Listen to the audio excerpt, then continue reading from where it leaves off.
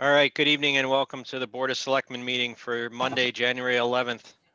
All meetings of the Select Board are recorded except for our executive sessions. If anyone's recording this meeting, please make it known to the chair.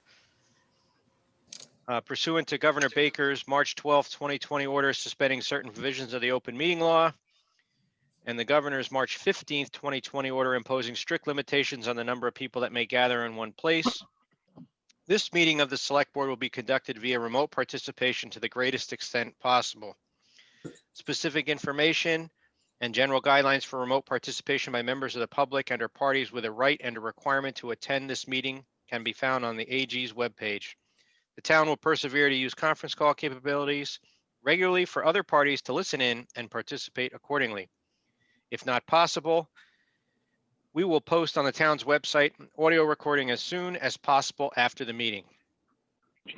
At this time, if we could all please rise and have Chief Anderson lead us in the Pledge of Allegiance.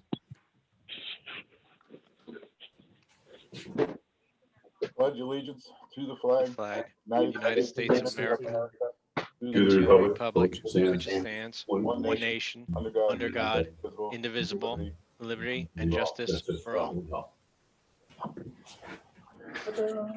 And Mr. Fox, will you do the honors, please? Mr. Chairman, we unfortunately had another longtime member of our community, Connie Johnson, who passed away. Connie was a worker for us in later years, but she's also worked for our school system. But a tremendous lady. Her husband, of course, Eldon John, was our postmaster for many years. Just good people. So if we could please have a moment of silence for Connie Johnson. Thank you. Thank you. At this time, the floor is open for public comments. If anybody has any comments that they'd like to direct at, well, mostly Joe, but anyone, now's your chance. If you could just state your name and address for the record. Come on, there's got to be one, Come on, nobody? at least one wise ass remark. Nothing? Well, I'm All right, disappointed. don't sell past the close. I'll So, work for next week. okay, we've got a couple of minutes until our appointment, so we'll knock out a couple of things here. We'll acknowledge our payroll warrant number 2114 dated January 5th in the amount of $218,005.37. And a payable special warrant 2119B dated January 6th in the amount of $2,475. And a payroll special warrant 2115 dated January 7th in the amount of $901.72. And I need a motion for the minutes from our open session of January the 4th. Joe Didi will make that motion. Russ Fox will second. It is a roll call vote. Doug Moglen, aye. Joe Didi, aye. Russ Fox, aye. Excellent, which that takes us right to 5:35. So at this point, we have members of the Westcom Dispatch and as well as our Southwick Police Chiefs and Fire Chief and Deputy Chief with us. So who wants to kick off the discussion here first? Well, Doug, I think you know, Carl and the command staff went and visited with Westcom here a little over a month and a half ago, and saw the presentation. And after that presentation, it was decided to bring that presentation forward to the board for review. So that's basically what tonight's about, is an opportunity for Aaron Hastings from Westcom to give their presentation, ask and be able to ask questions and go from there. Excellent. And I'm sorry, I was in the middle of looking at this. Who's going to be presenting for Westcom? Aaron Hastings. Hi, Aaron. How are you? I'm good. Can you hear me okay? Absolutely. Okay. Is it possible to get a screen share? Yep.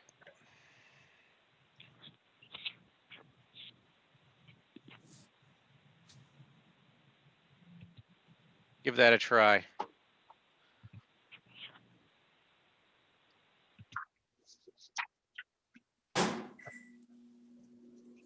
Can you see the presentation okay?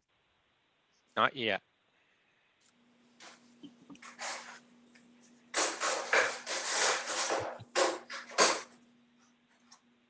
Can anyone see it? It's Now it's coming. it's coming on There it now. is. Well, thank you for having me this evening. I just wanted to go over a quick presentation about Westcom, and then I can take some questions at the end.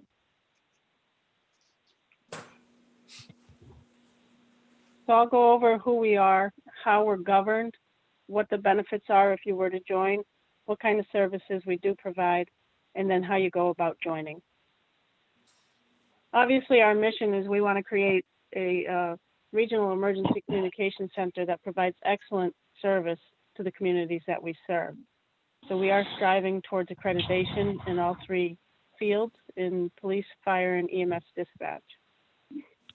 We have recently purchased the old Salter College on Shawinigan Drive off of the Turnpike.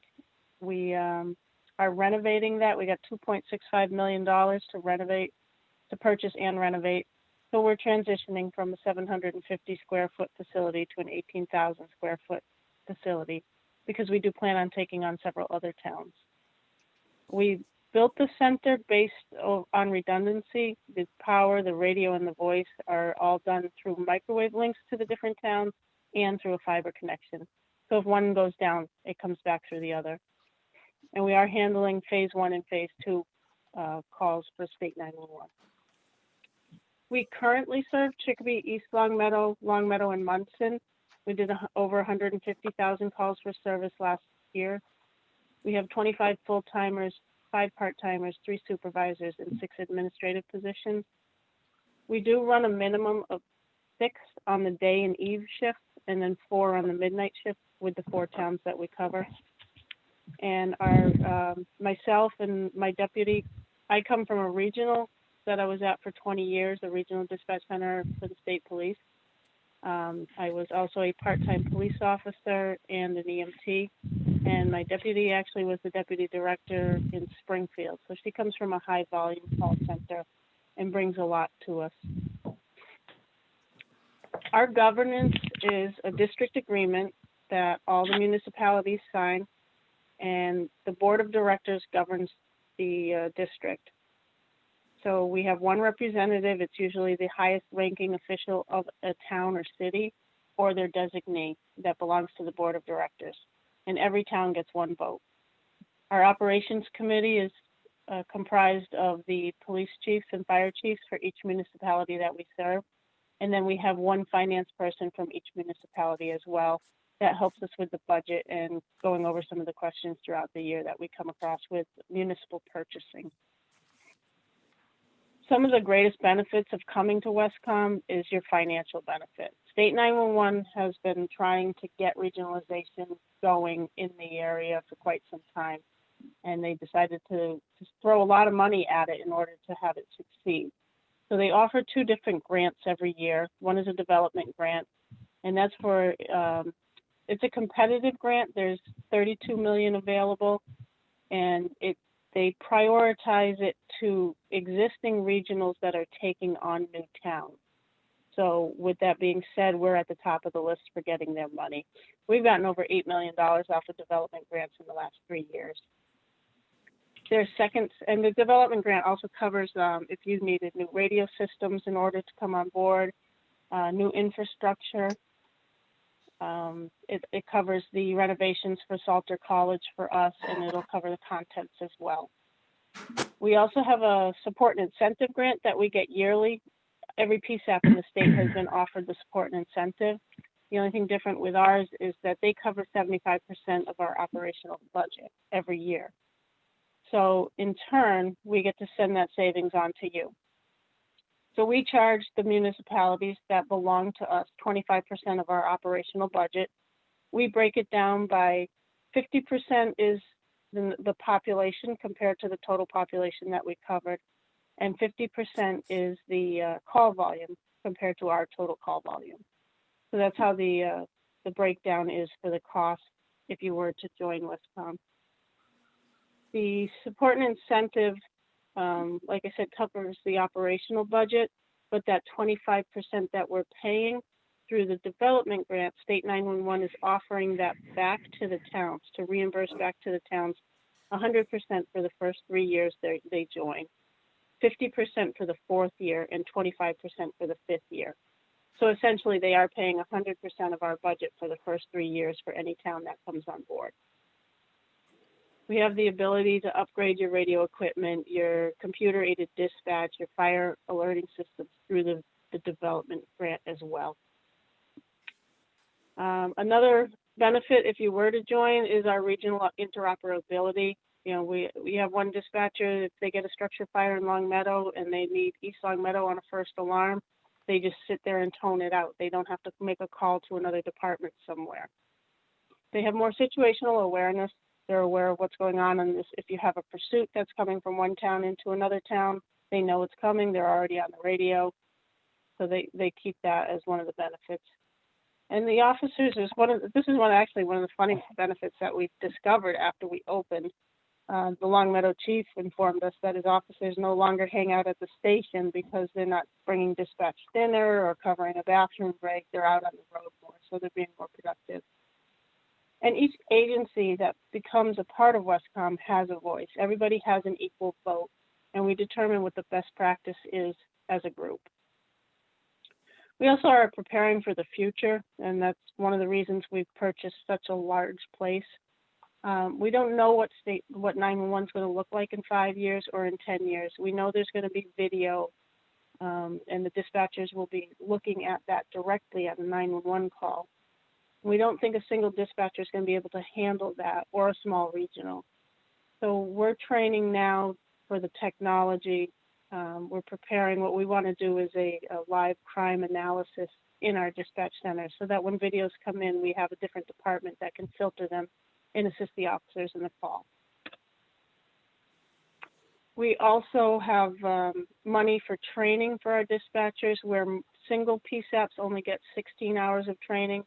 We're allowed 32 hours. We make that mandatory for our dispatchers, so they do have to get 32 hours for recertification every year on their 911. We have a dedicated training coordinator, and we run a roll call on every shift Monday through Friday. So it's continuous training, even if it's just that 15 minutes a day.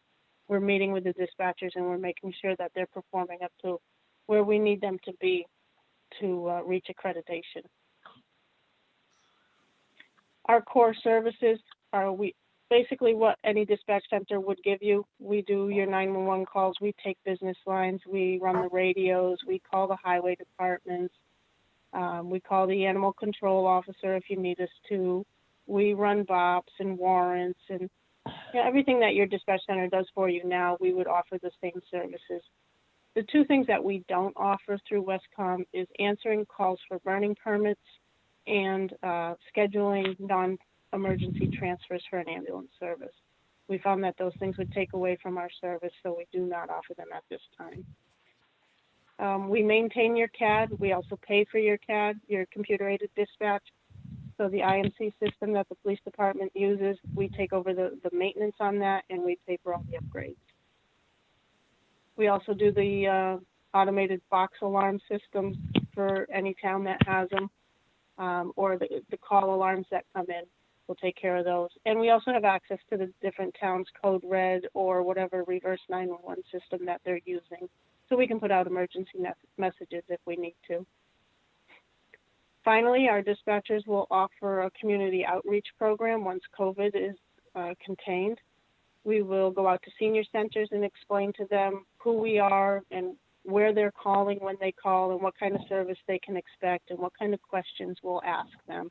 We'll go to health fairs at the school as well, or any place where we feel that there's a need to educate people on 911. We take all the department inquiries for recordings. So we have all the recordings for court, for the 911 calls, which saves your officers time too, because they don't have to search for recordings. We can do that all, send them out by email to the district attorney's office if needed. Once you decide to come on board, we're at the point now where we're doing the presentation and the quote. If you were on board with us this current fiscal year, it would have cost you $100,000 for our $3.2 million budget. You would be paying 9.62% of the share, and that's determined again by your call volume and your population. So we provide all those services to you at a cost of $100,000. Once we're done with the presentation, if you decide this is the way you're going to go, we would need your community to take a legislative vote and sign a letter of intent. And then we would do an actual feasibility study to see what's best for your radios and for your CAD and the best way to connect us. And then from there, we would vote to put you on, and we would have you sign the district agreement.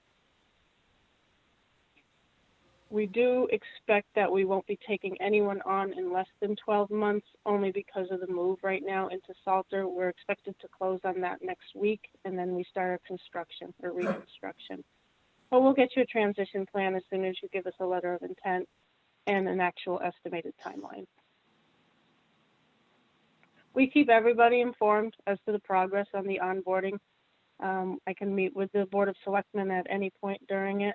I also will be constant interaction with the police and fire chiefs as well, and any other municipal departments that are needed, highway, ACO. And that's really our whole thing in a nutshell. So I'd be happy to answer any questions that you have.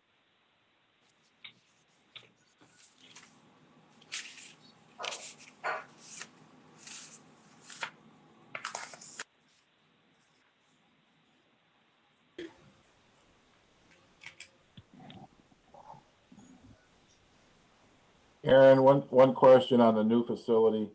Is that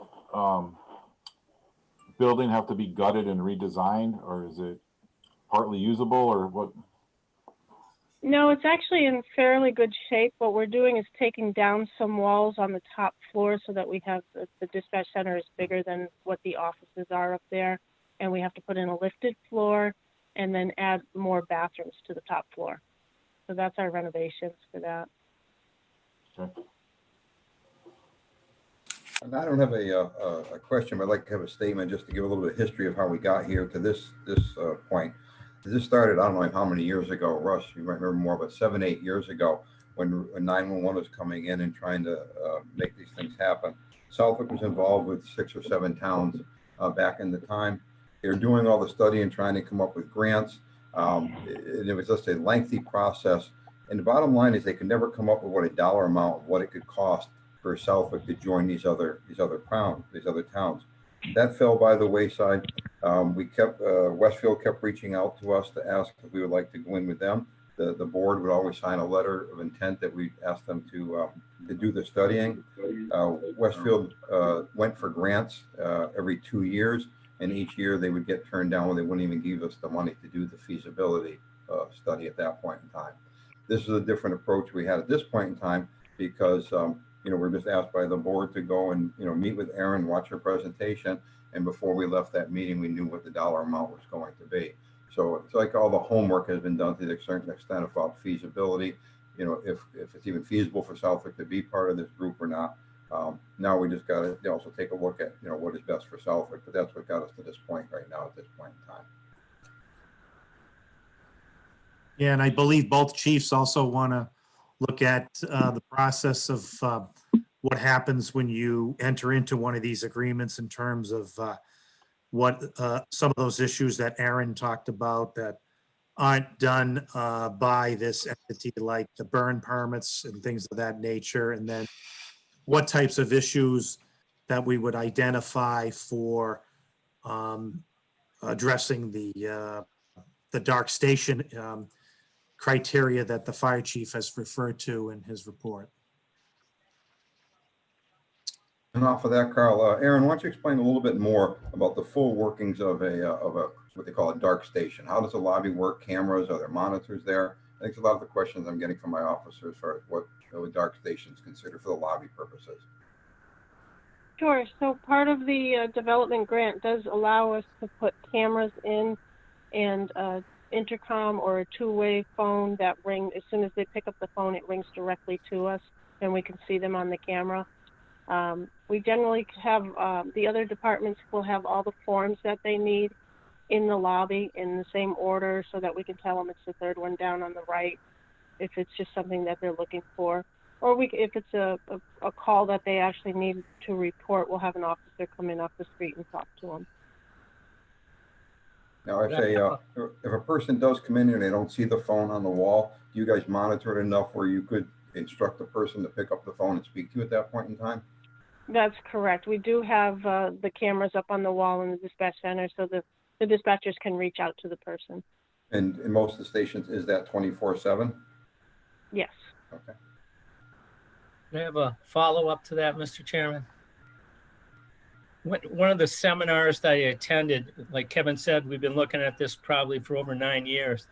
One of the seminars I attended at the Mass Municipal, when they talked about these issues of a dark station, it was mentioned that there was the possibility that if somebody had an emergency in the middle of the night, went into that lobby, there would be the possibility of locking the door after them so they'd be safe if they were being chased. Is that done at any of your other dark stations, Aaron? We do have door controls for 3 out of the 4 stations that we dispatch for, so we can Okay. lock the door. Thank you. Can I ask you a question?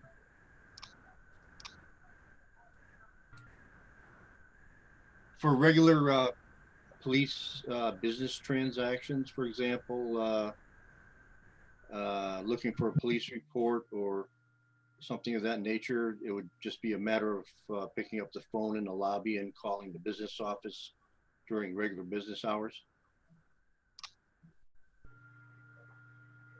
Some of the stations have put on part-time clerks to cover things for, like, if they're coming in for police reports.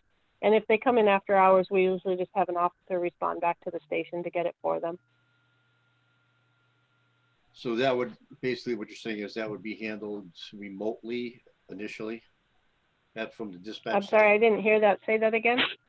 That would be a call, like a request for information like that would be handled through the dispatch center initially, and then forwarded back to an officer or an individual that could follow up with.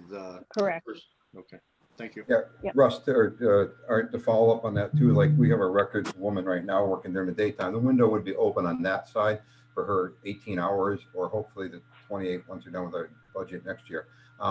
But the thing is too, is that the phone, all of our business calls go into dispatch. If it's a public records request into the Westcom, they know that Officer Arduini is our lead public records information. They would just transfer that call to his voicemail. He then returns the call to those people. And the paperwork can be done. We're doing a lot of scanning this stuff and just emailing it directly to the people. We were concerned about our senior citizens. We're discussing it today with Roger. Like he said, a lot of the seniors are not into the email. Those, to save the people trip that could be even emailed to them at that point in time. But I guess the hardest thing I've had to wrap my head around is everything that our dispatch center has done, like business calls and stuff, is just being done at a different location. But we are losing that human aspect of having somebody when someone does walk into that, into that lobby.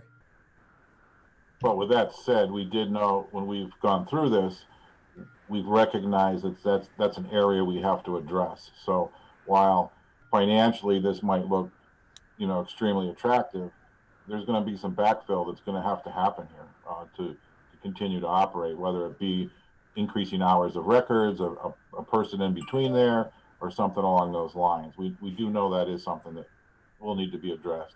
But again, Right, that is also my position too, that we would make sure we identify all those areas we need to address, and we just list those functions and activities out and how we're going to address them, and that becomes like an offset so that when we're done with all of this, the calculation has to net that out.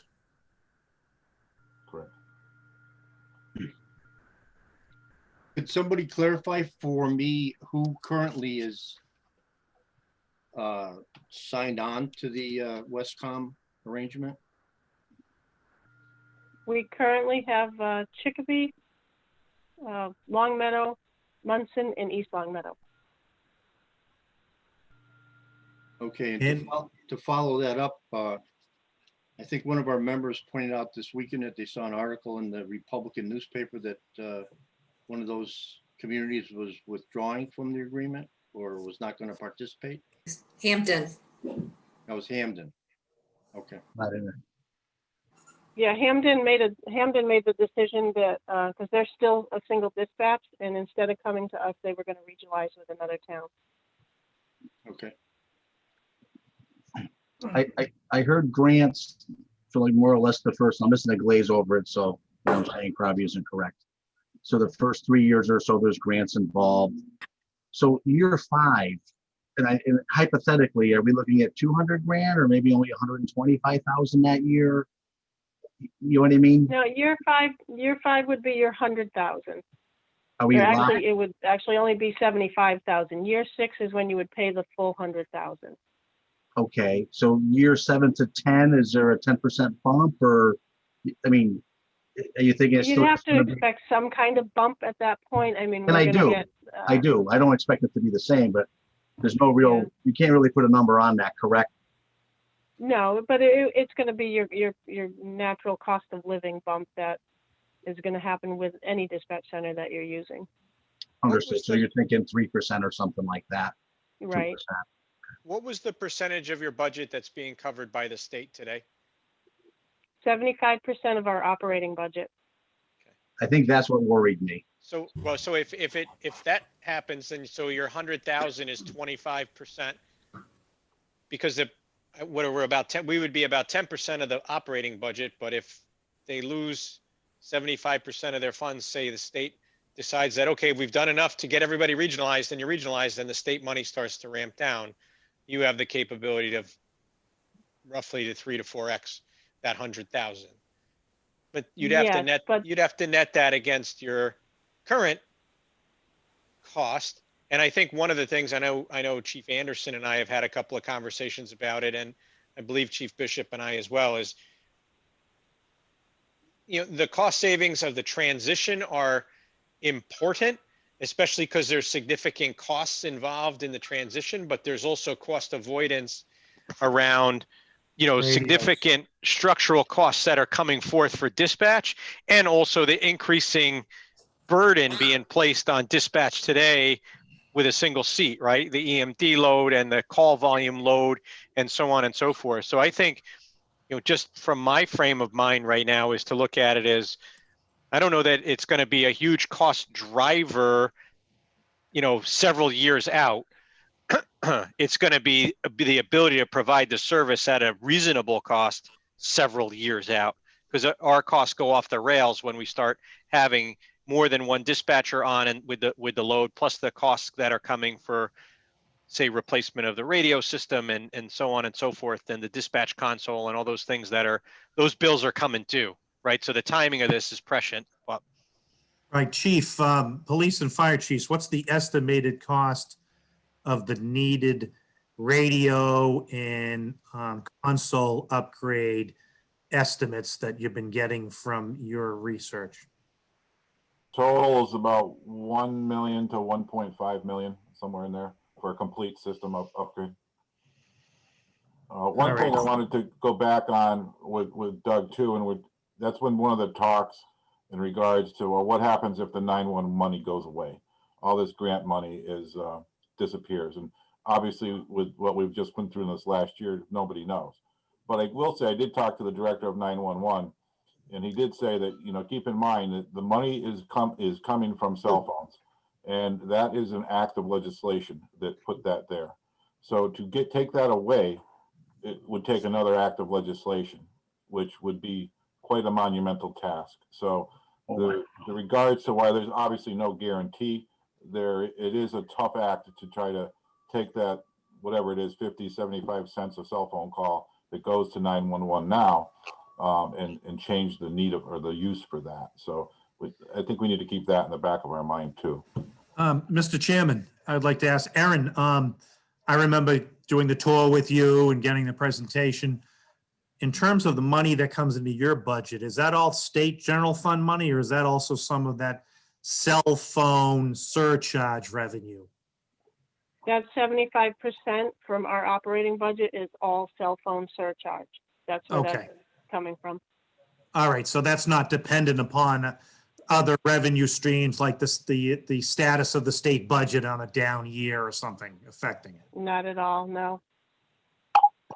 Aaron, my name is Yeah. Mark Siegel, one of the communications officers for the police department. And my question is, we have very aging VHF system that you guys were talking about possibly hooking in via microwave link to make your connection. Once that connection is made, what happens after that as far as upgrades and or maintaining? Currently, most of our receivers are on telephone poles around town and are actually doing their transmissions with phone lines that have become decrepit more and more, and we've had issues with them. Currently, we only have one microwave link, and you guys are transmitting, or majority of your communications are UHF, which is totally different bandwidth. What happens with that? We currently have been purchasing new VHF equipment. You know, what direction will that go? I know you have to do a study, but that's totally different side of the spectrum. So we would have our radio vendor come out and do a study for you. But we'd like you to get up on the UHF system, and we think it would be cheaper for us to expand it out instead of refurbishing your VHF system. Initially, if you're not ready to come up on the UHF system, when you actually join the cutover date, we would actually just connect your VHF system and maintain it until you're ready to come up on UHF. Can you turn it down a little? So, but Down a little? How would they connect that? Because currently we're using telephone poles and telephone lines. We don't have any premium sites except for the T1 connection you guys would connect to. So we could connect our fiber right into your station, into your console, and connect it that way. And like I said, that's just a temporary solution until the new radio system, until we build out your system.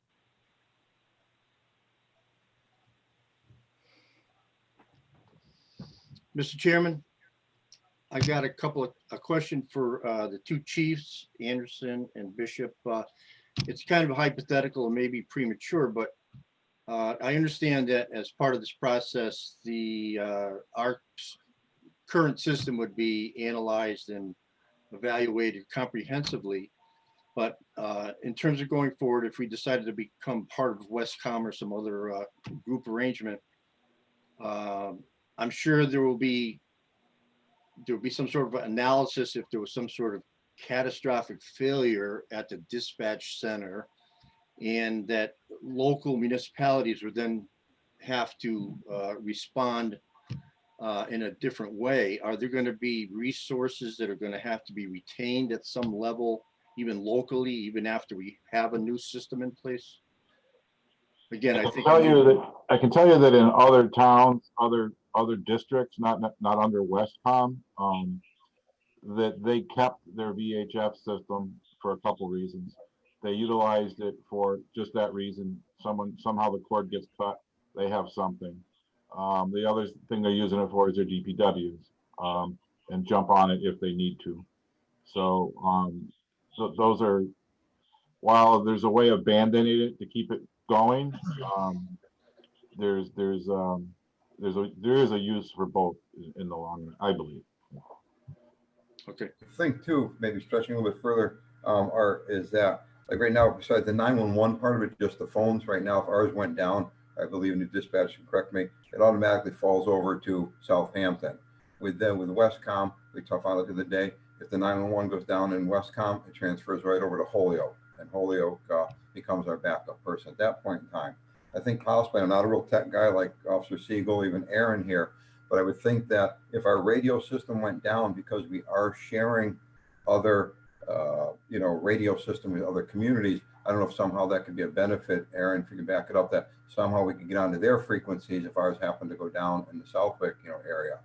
Today, especially with voice over internet and fiber and that stuff, I just think it'd be a lot more. I think we'd actually probably have better protection if we lost our regular radios right now, we wouldn't have much. But Aaron, if you can, I'm not sure if that's right or not, but just thinking about it.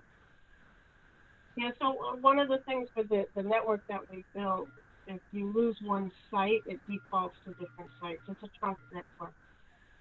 And it will work. I'm sorry, locally. Aaron, I'm having a little trouble hearing you. It would, our system will work locally even if we go offline. So it's a trunk system, and if our sites go down, your sites still remain, and it just takes a different pathway. So your console at your station would still be able to pick up the channels, and you could still have it locally. You just wouldn't have the distance that you have when you're part of the whole network. All right, thank you. So, Aaron, I'm sorry, Arthur, were you through? Yes.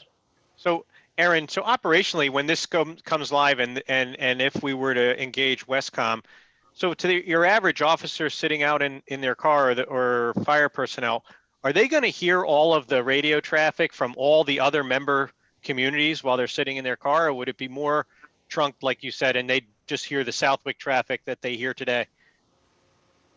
So right now, the way we're working it is Chicopee and Longmeadow are both on the new network, and they each have their own channels, but they can hear the others if they want to. So they can scan it. It's on the same frequency band, and the network reaches, so they would be able to put it on and listen to them. We also have backup channels that different departments will use. Like if they're going to serve a warrant, we put them on a different channel so they're not in with the general traffic. And that's a shared channel that we can either put Chicopee or Longmeadow on, or both of them if they needed to work something together. Understood. Thank you. It's off of Doug's question there too, Aaron, just to verify, they happen to have their own channel. Does East Longmeadow, and we have our own channel, or are they shared channels? Right now, all of our towns are on separate channels. Our goal is to start regionalizing some of the channels because it does, it reduces the resources on our end. If we have two communities sharing a channel, then it's just one dispatcher that has to pay attention to that channel. Where if they're on different channels, now you're supplying two dispatchers to listen to two separate channels. So some of the smaller towns will be put on the same channel and share it.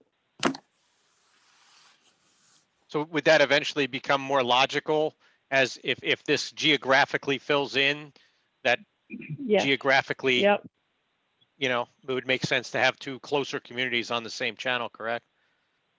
That's correct. We would try and put communities that mutual aid each other. We would want them on the shared channel. And like I said, I came from the state police in New Braintree, and we had 7 different departments on one channel, and it works. You get used to it. It's shocking at first when we first did it. There was a lot of they didn't like it at first, but because they mutual aid each other so much, they eventually were actually kind of liking it because they could just start sliding over in that direction when they heard a hot call go out. Aaron, kind of on the same subject. If, let's just say that Southwick had a priority call, a large scale event, we're close to Bradley, let's just say a plane came down, would you be able to just sequester that frequency and just make it committed and then move somebody someplace else? And the same would happen for us if we were on a shared frequency, get moved off and then just move to a different frequency so that radio traffic would stay open for that frequency? Yes, that's how we work it now. We have we have 2 shared channels for, 3 shared channels for police and 3 shared channels for fire. So if we get something big that's happening on one of the channels, we just move everybody else to the other channels. And then we also move a dispatcher to handle that big scene by themselves, so they're not paying attention to anything else when they're doing that.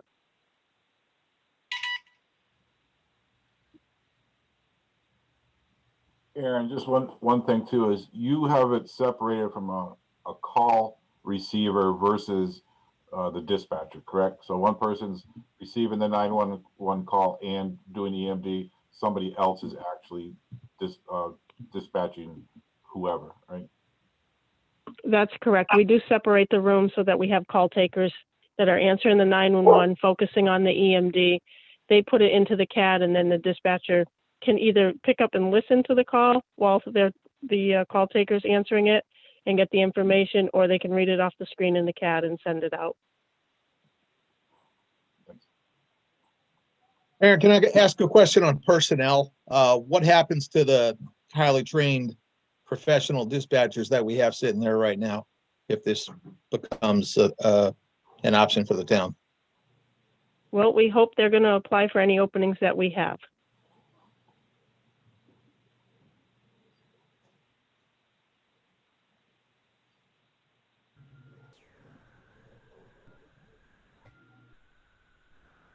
Bob, I think you're muted. Aaron? I was talking to my dog, Yeah. actually. Okay. Hi, Aaron. This is Peter Coe from the Southwick Dispatch Center. I also have some similar questions in reference to staffing. Currently, does your center have the amount of personnel that they would need to take on this new account? Or would they need people if Southwick was to actually sign on? We would be looking to add 5 positions if Southwick decides to sign on. So there would be plenty of openings for the personnel that are currently working in Southwick. Okay. My next question after that would be related to that subject, which is in reference to what type of employer are you? Are you a state employer? Are you a private employer? Are you part of Hampden County Retirement? So we are a special district in the Commonwealth of Massachusetts. So we are part of Hampden County Retirement. We're our own municipality. All right. And how many other communities are you canvassing at this time besides Southwick for potential sign-on? Right now we are only in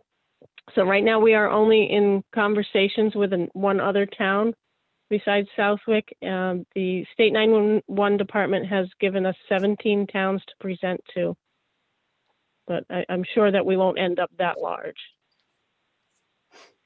Okay. Aaron, this is Linda Bathel.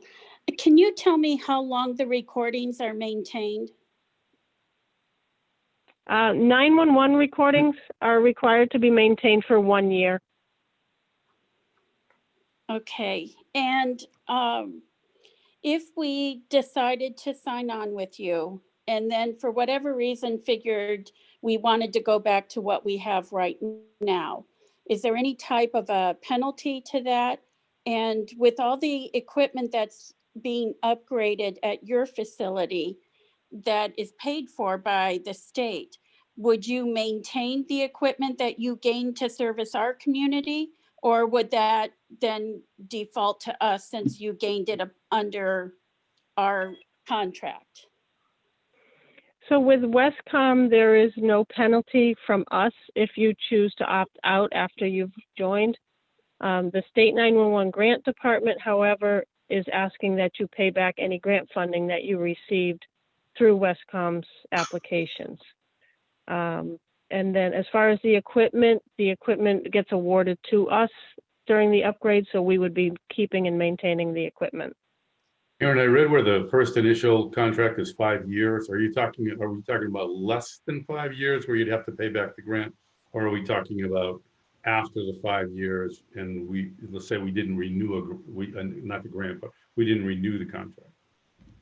So I would have to check with State 911 because this is their wording, but I believe if you leave the regional after you received money, that you would be responsible to pay that money back.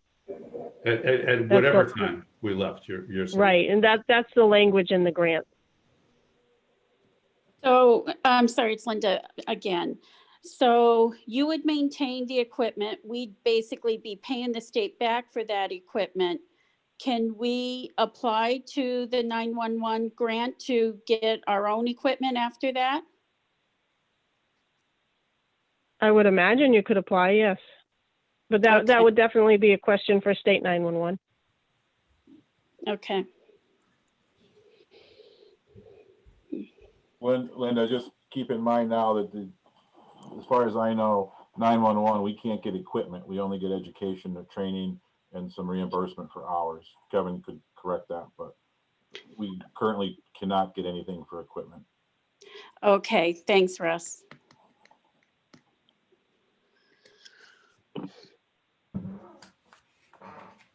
Further questions for Aaron? Aaron, just to clarify a follow-up on the personnel question, our dispatchers aren't guaranteed a position there. They would have to apply as a new employee. And secondly, would they carry over any seniority that they have here in Southwick, or would they start at zero if they were hired? So unfortunately, we can't guarantee a position, because as we take on each town, we don't know how many openings it's going to create, and they do not get any seniority when they come over. They're a new employee for us. Does their Hampden County carry over if they were here for X amount of years? Their retirement does carry, but their seniority does not. And how long has Westcom been up and running? We opened with Chicopee August of last year. We took Long Meadow in December. We added Munson and East Long Meadow in June. So your longest term employee is under 2 years. Correct. Okay.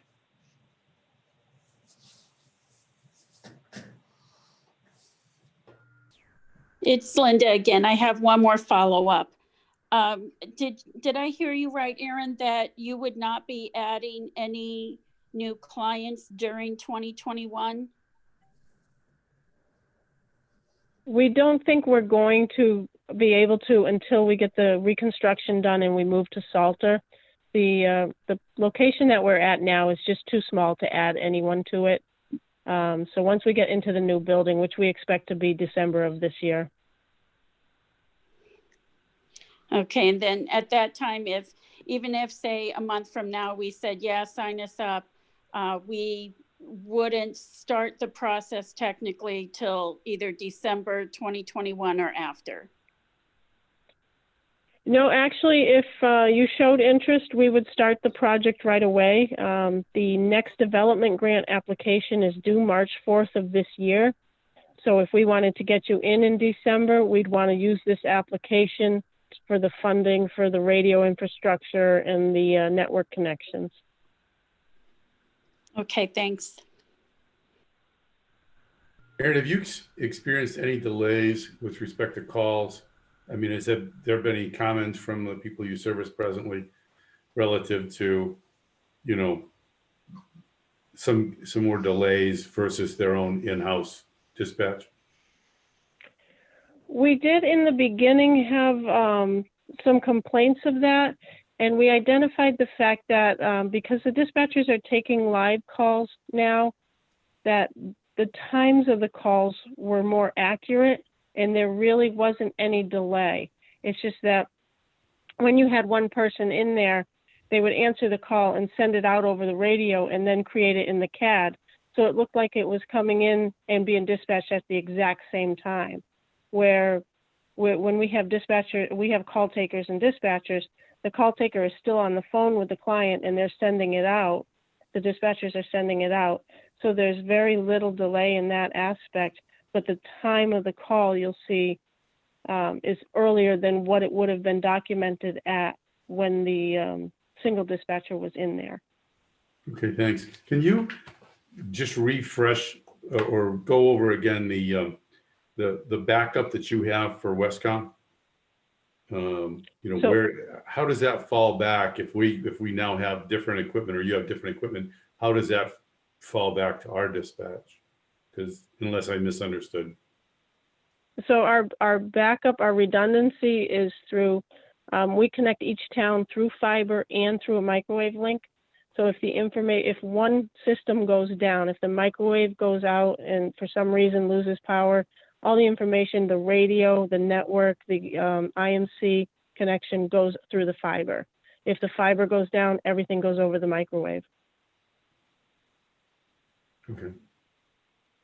But Westcom, I mean, despite the redundancies, Westcom itself is a single point of failure for dispatch for those communities, correct? If Westcom That is is somehow correct. okay. Yeah, that is correct. But we also maintain a radio console in each community. so that if we absolutely crash, then we can always send somebody there to handle that community's calls.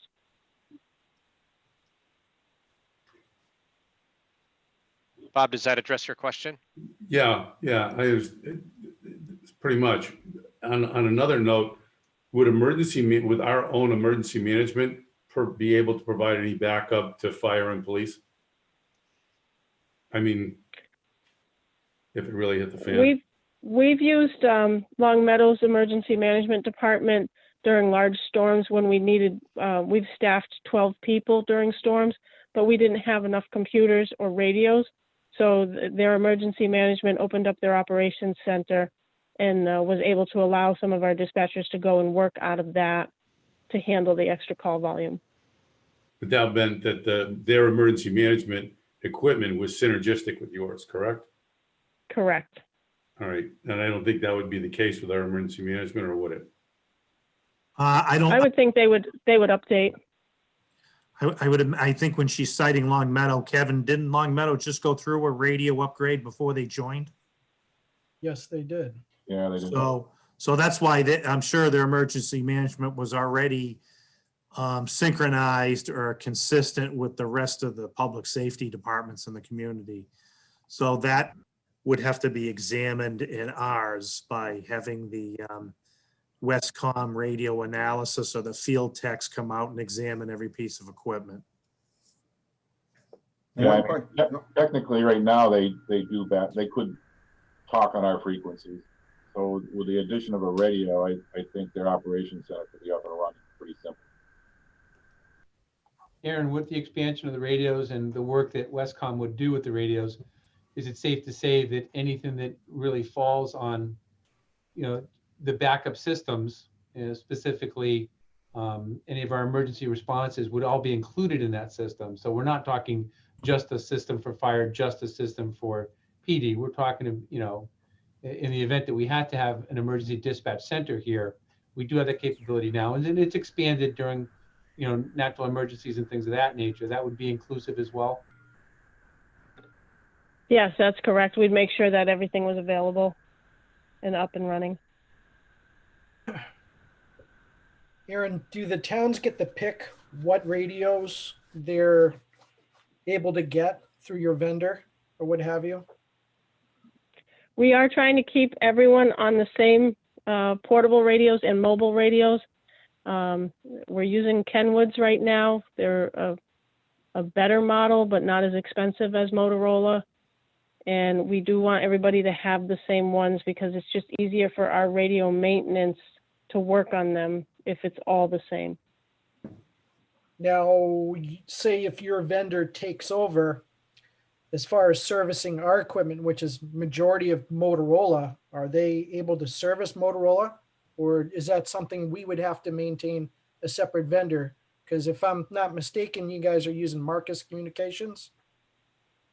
No, we're actually using a company called Horizon out of Arizona. And we have our own in-house radio IT person that also does maintenance. So we would be able to maintain the Motorola equipment for as long as possible until it was replaced.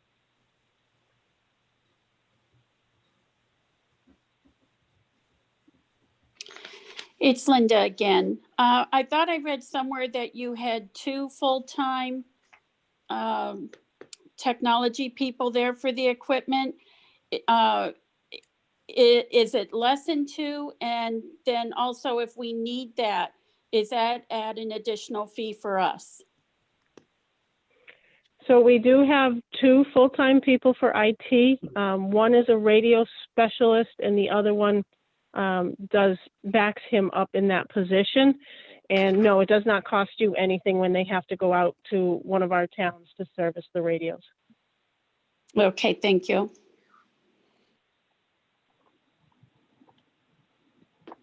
Chairman, one quick question. Mr. Fox. As I understand it, to enter into a letter of intent, it just takes a simple vote of the Board of Selectmen? That's correct. So if we were to decide to go in this, and because of the grant funding, you'd have to apply for that in March. that would necessitate us making a decision within the next few weeks. Is that correct?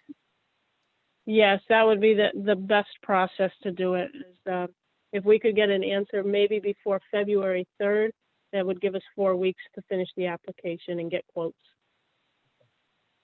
Mr. Steinhardt, does this necessitate in any way of having a vote at a town meeting?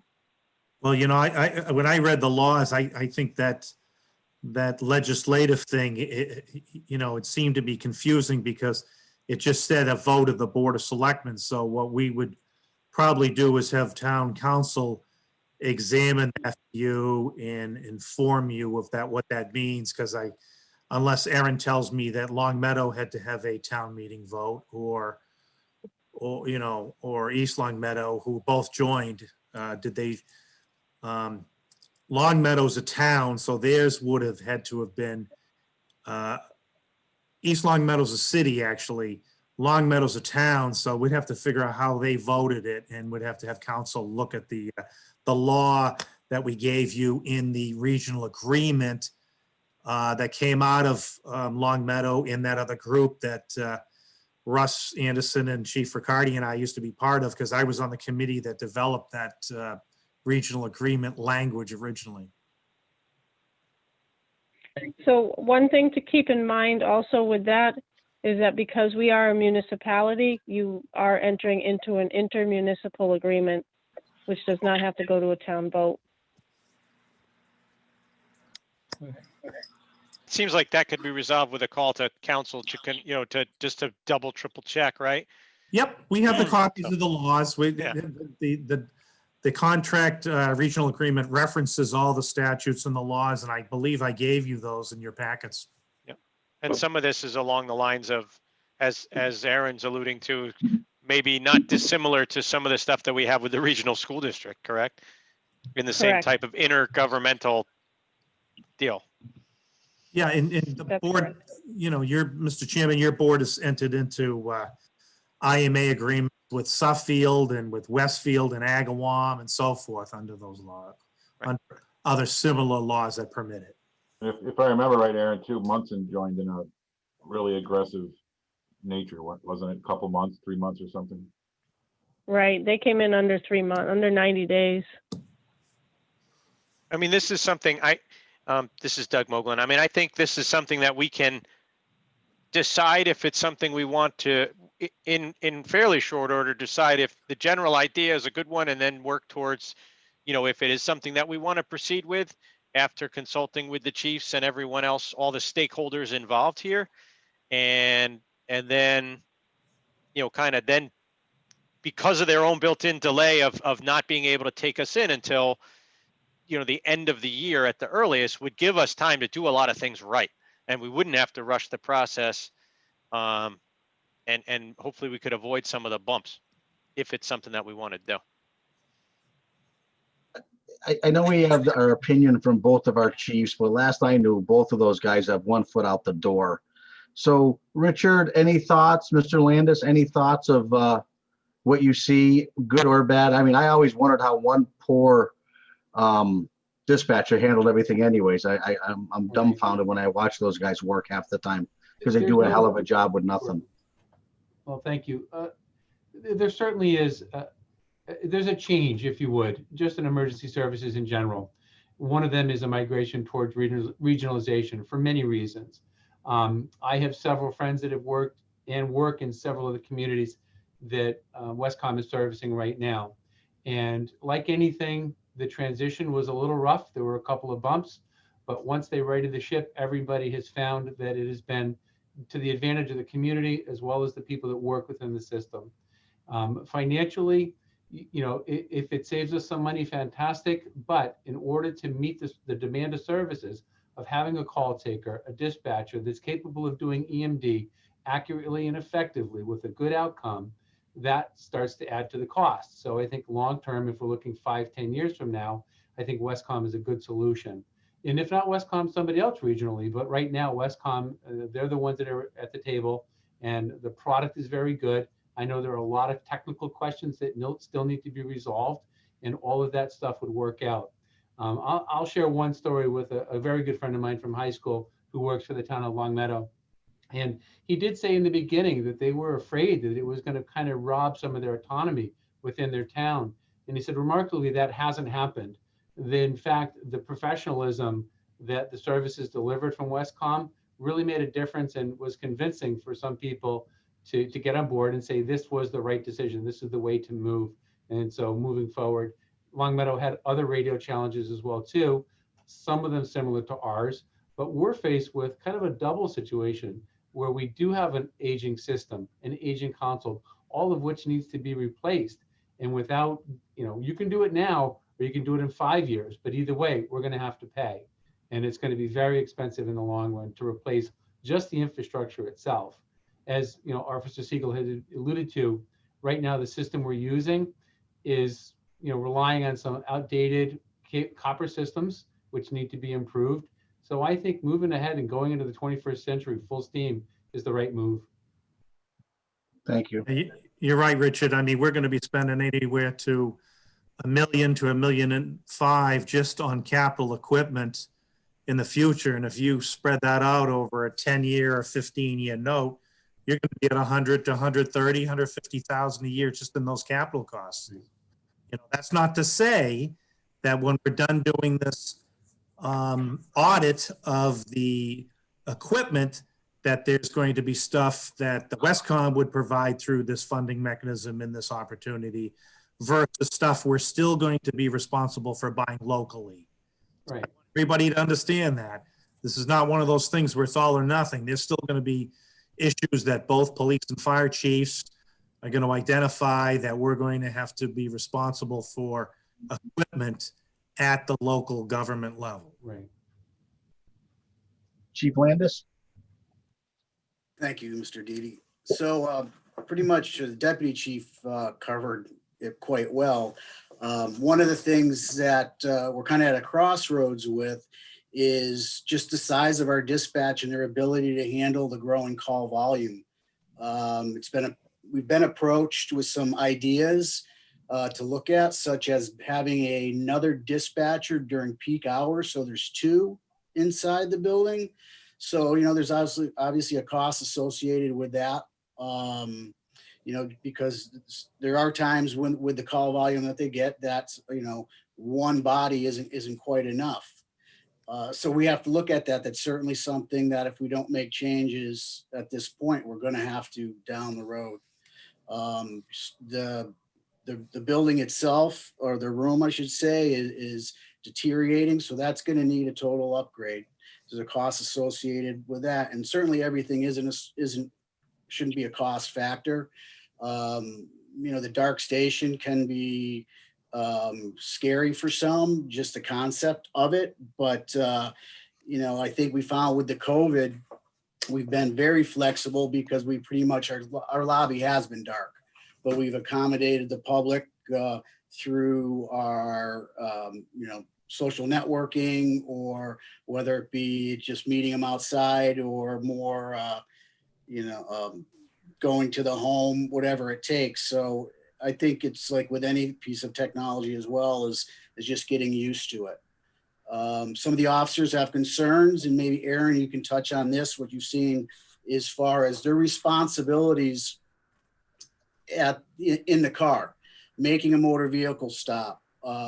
What type of information will they be doing more than what they normally would do, such as filling call cards that you've been seeing or hearing from the street? So one of the changes that one of the departments had to go through was the call narrative. Our dispatcher takes the call and they put in a short little paragraph of what's going on. But then once the officer makes contact, instead of calling in what happened at the scene, we ask the officer to document it in the call. It just reduces the radio traffic. And also from a legal standpoint, they're the ones that were there. They're the ones that should be documenting what happened instead of calling it into a dispatcher who will then translate it into their own words. So that's one of the few things that was a change for one of the departments. As far as motor vehicle stops, they can call it in like they normally do. The dispatcher will create the call screen, we'll run all the information for them, we'll read it back to them. Some of the younger officers like to run their own stops, and that's also, they create the screen and they just call over the radio and say, I'm on a stop, I have already created it, and we just monitor the screen. So it works both ways. And how would you answer to some who feel that having a dispatcher locally who's more familiar with the community can better direct the officer to the call? So our dispatchers become familiar with the communities rather quickly, and just as if you hired somebody new to your dispatch center, they're not out driving the community. They're learning it by every call they take. They might not live in your community. They might not know anything about it. But as soon as they take a call, they're looking at the address, they're mapping it. They get familiar with the landmarks rather quickly. It's the boots on the ground that are the ones that are out in the community, and they're the ones that can assist the dispatcher whenever needed with a particular landmark. But we do also ask them, when we take on a new community, we ask all of our dispatchers to go out and do a ride along with an officer and on the fire department so that they can get familiar with it as well. And so currently, like pretty much all the departments that you're dealing with are running with IMC or Square One, who I believe they are now. And if that is to go away, if they decide not to carry that service anymore, or even until that point, changes in software, updating of certain things, how is that handled? So your IMC would be connected to ours, so you would actually have access to all 5 towns and their history with people. And we pay for all the maintenance and the upgrade. And if they no longer carry the product and we have to go to a new system, we would pay for that upgrade as well. Does that IMC transfer out of Southwick into a central data center, or is it maintained and linked? It does. So it does. It transfers into our system so that you would still have all of your history, but you would get all of the other towns' history as well. So if we were to make this move while you were rebuilding, would you, because I know when we spoke in the beginning, there would have been a process for you to take all our history so the dispatchers could look up a particular address and see we've been there, whether it be warnings for dangerous individuals, weapons, whatnot. At the time, you said it took about a year for all that information. Right. But if we were to start this process, commit early by this February, March timeline, would you be able to begin that process so as we came online, we wouldn't have that downtime? So that is something that is paid for through the development grant. So we would have to wait until it was awarded through the development grant to issue the purchase order for that transition. But we would start that right away. Okay, thank you. Would you have a follow-up question? Oh, go ahead, Bob. Would this change in any way your dash cam or body cam storage? I mean, is that, I don't know how that works. Is that a separate thing from dispatch? I guess we'd have to cross that bridge when we get to them because we don't have either one of those yet, Bob. But if we do, I'm assuming, I don't know, Aaron, would it be kept at our place or your place? Do you get any big body cams or dash at all? I would think that would be kept locally at your place. I don't think that's something that we would be tapping into unless it's something you asked us to monitor, then we would. I had looked at actually that, Bob, and it would be something that the data would probably be stored here. Okay. And right now, with the police reform bill that just came out, there is going to be another committee of committees that are going to be looking at these body cams, because right now some of the departments, the unions have concerns with how they're going to be deployed. And so some places there's a few hurdles, but I think the legislation might dictate otherwise. So we're kind of waiting to see how that happens before we go expending any monies and when they're going to kind of recreate the wheel, I think.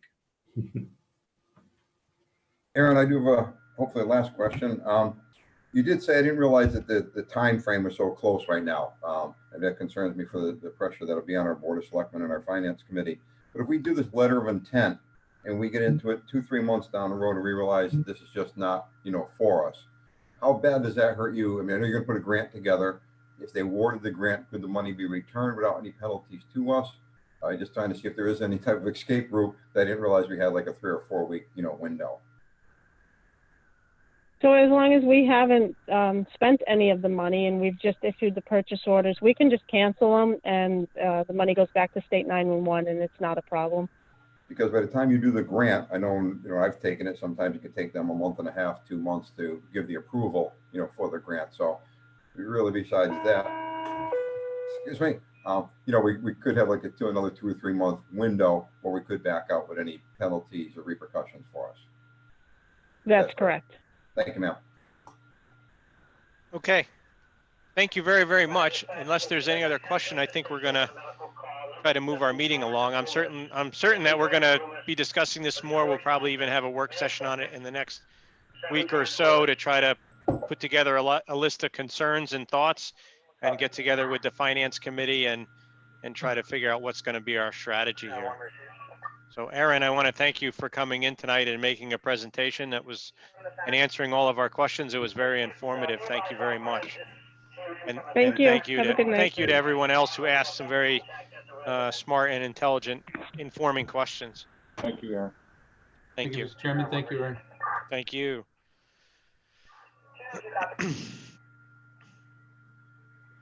Okay, so let's try to get back to the agenda and get through the last few items on this list because we do have an executive session at 6:15, I believe, and it's almost 6:15 now.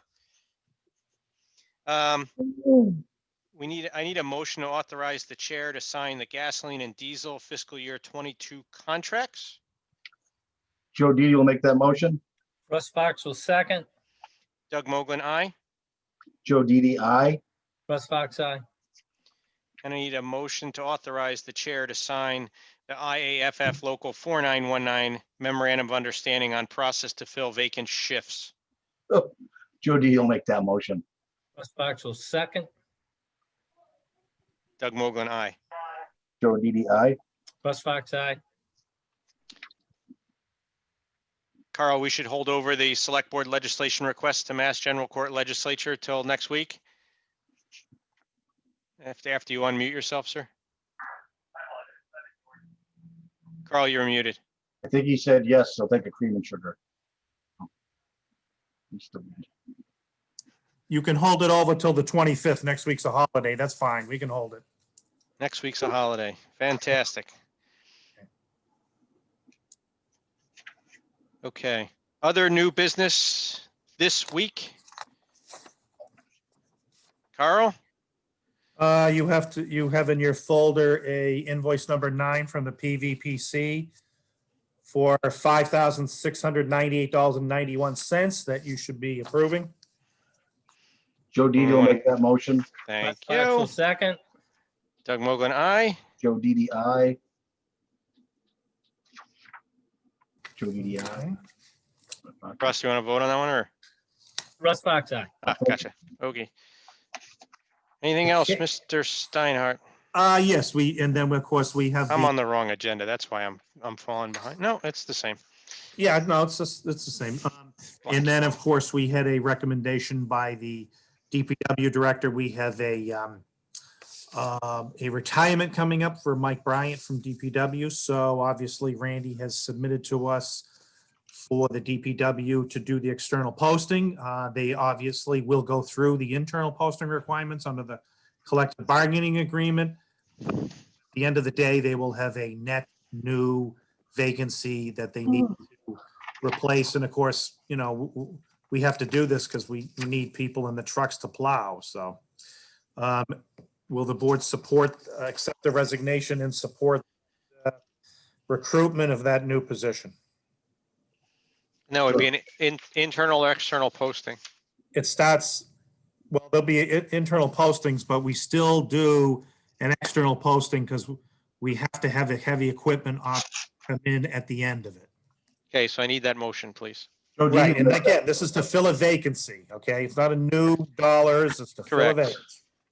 vacancy. Mr. Chairman, could we have a little clarification first? Are we Certainly. making a motion, one motion to accept the retirement or resignation first? Correct. Please. Joe Didi will make that motion. Russ Fox will second. Doug Mogul, aye. Joe Didi, aye. Russ Fox, aye. Okay. Okay. Now we need a motion to post. Could we have discussion? Yes. Absolutely. All right. I'm just throwing this out here. I know we have, it's tight, it's winter time, things like that.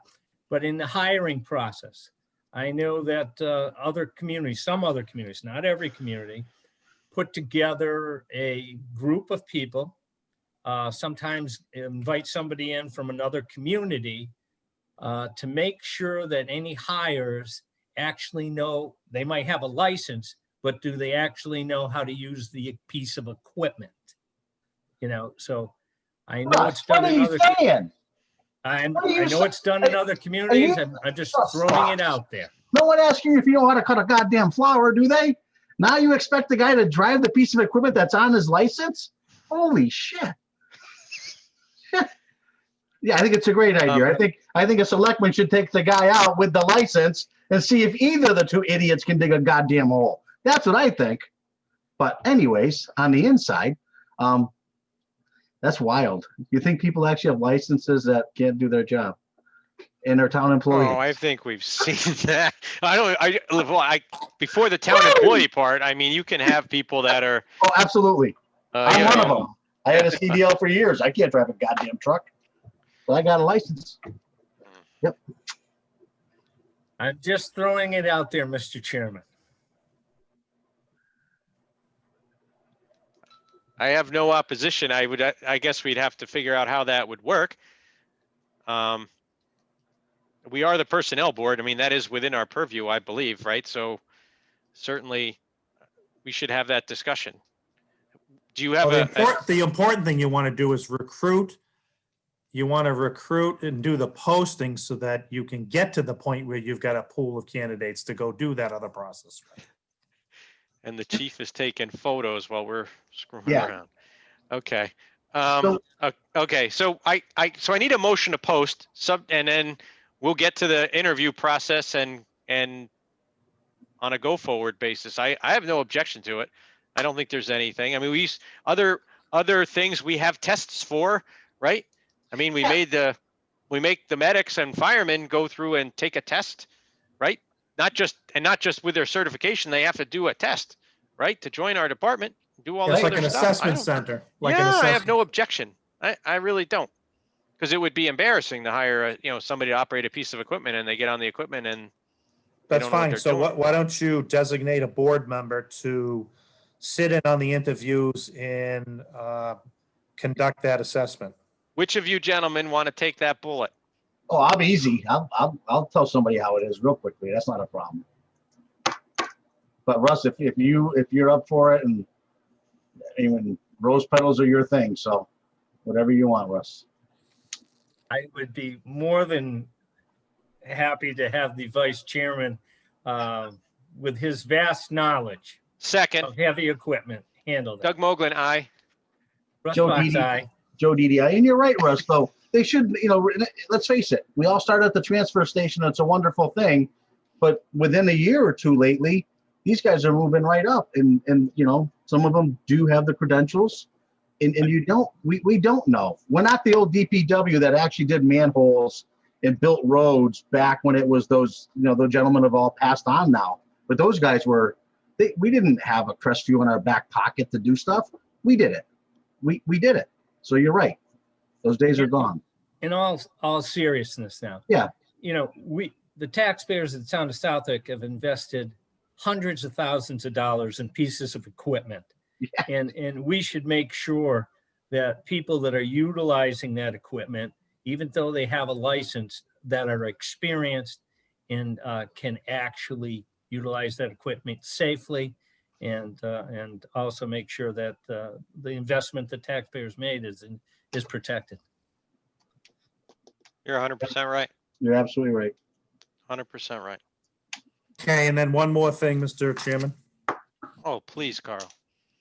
Well, obviously tonight you had this meeting to go over and evaluate this process. So I sensed at the earlier part of the discussion, you do want me to have town council to double check what the process would be to vote and sign such an agreement for this regional dispatch. I would, only because the director alluded to a legislative process. Right, which but my, it- but by my. and of law- its nature, you're right. and I need to my- understand what that is, because, right. 'cause- And it just 'cause makes, my- it's my common laws- sense. Yes. That's And because it just makes sense, because we wouldn't want to go down a path and then find out, oh yeah, we do need to go to town meeting. Right, because 2 of the 4 entities are cities in the entity, so we just need to make sure that our board can make an equivalent decision for this. Correct. because It's not, remember, it's not the planning committee's part anymore, it's the actual then allowing us to join from another community. So I have the package here, so we can certainly send that to Benjamin. Any reservations with what I'm gonna do? None. I mean, this Okay. is just my opinion, and Yep. I think I've heard it from the chiefs, and I'd love to hear their continued opinion, because I respect it and value it highly. But the writing's been on the wall from the state for some time, that this Oh, is the way you're gonna go, and they're gonna do it by carrot and stick, and eventually by fiat. And I don't want to be at the point where they do it by fiat, and because then there's no money. Right now, it's going to be advantageous. We might get a new radio system out of the deal. We're going to help us move in. It's going to defray the cost. But, and I remember from the last one, when you and the previous police chief and Chief Anderson were involved, there was 0 cost savings. It was actually going to be net, probably a little more expensive for a while. And you don't look at this as a cost savings, because No. eventually they're going to eventually tell you that, oh, we're not giving you the 911 equipment anymore. Oh, we're not going to do this anymore. Oh, we're not going to. And so your costs escalate to where you can't do it anymore. And the burden of EMD and the number of calls we're getting is going to put us into the stratosphere, plus the consoles and everything else. I think the rest of it can all be worked out. And we want to, and lastly, we're at a crossroads staffing wise. There's an opportunity for the dispatchers that want to continue in this new role in an organization that's only 2 years old. So even if you are the juniorest employee, the most senior employees got 2 years on you. And then secondly, there's a bunch of our dispatchers that they're at the end of their career, and they may or may not want to continue in a new role, or and it's going to be what it is. So as far as other dispatchers learning our town and how it's going to work, I think the timing is about right. Chairman, Yes, sir. because of the fact that we have a state holiday, we will not be meeting next Monday. So, and if we were to try to get some sort of answer to them by that February 3rd, I would like to suggest that we get written input from our police department, fire department, and some sort of written information from our finance committee by our next meeting. Well, I could imagine, Russ, if we had to go into the meeting after on the 8th and submit it after, that'd still be fine too. But I think, Carl, that we should move on this thing. I don't think we need to procrastinate. We're going into the budget season. We're going to be meeting and going over budget numbers. I think we need to move on this and move on it quickly. Yep. Well, I will be sending this other stuff to the town attorney to review and get you your other answers. Great. Okay. Okay. Other new business, Joe? No, I'm gonna wait. Mr. Fox? No, sir. Old business, Chief, you did speak to the gentleman on about Iron Horse Lane. Yes, sir. Yes, sir. We confirmed that it is Iron Horse Hill that they requested. We found the emails and verified that is what they requested. Okay. That's probably so- why he so didn't it's- call me back. Oh, Kevin, it's Iron Horse Hill? Yes, sir. Okay.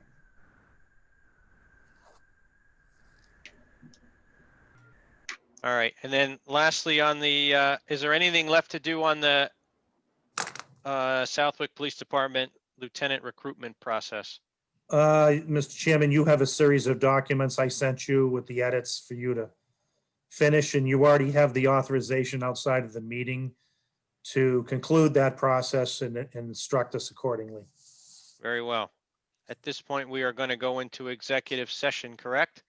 Is there Yes. any other business before the board before we do that? Nope. Okay. So a motion to go into executive session pursuant to Mass General Law, Chapter 30A, Section 21, 2 and 3, Chapter 214, Section 1B, and CMR 20031B, Labor Council, Collective Bargaining, Police, DPW, Dispatch, Clerk, and Library units. And regarding the police, DPW, clerk, dispatch unions, department heads, and non-union staff, move to go into executive session to conduct strategy sessions in preparation for negotiations with non-union personnel and not reconvene an open session. Move to go into executive session to conduct collective bargaining sessions with non-union personnel and not reconvene an open session. Move to go into executive session to conduct contract negotiations with, I messed that up, non-union personnel and not reconvene an open session. Move to go into executive session, discuss strategy with respect to collective bargaining, and that the chair declare that an open meeting may have a detrimental effect on the bargaining position of the body and not reconvene an open session. And move to go into executive session, discuss strategy with respect to litigation, that chair declare that an open meeting may have a detrimental effect on the litigating position of the body and not reconvene an open session. And per chapter 214, section 1B, a person shall have a right against unreasonable, substantial, or serious interference with their privacy.